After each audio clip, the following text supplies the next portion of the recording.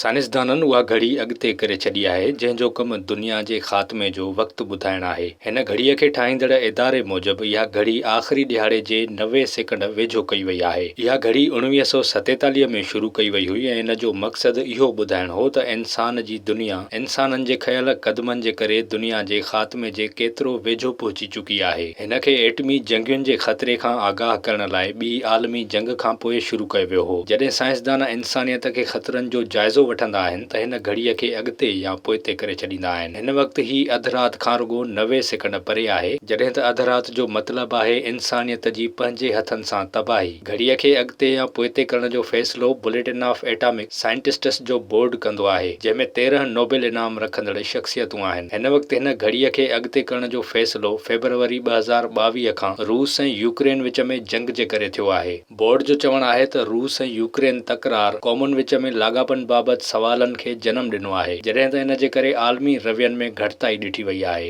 इदारे मूजिबि रूस तरफ़ां एटमी हथियार इस्तेमालु करण जूं धमकियूं दुनिया लाइ उहा निशानदेही आहिनि त इहे तकरार हादसाती तौर ते इरादे खां सवाइ या वरी ग़लति हिसाब किताब जे करे वधी सघनि था ऐं उहो ॾींहुं ख़ौफ़नाक ख़तरो आहे। विज़िट कयो अवामी आवाज़ मीडिया ग्रुप जी वेबसाइट awamiawaz.pk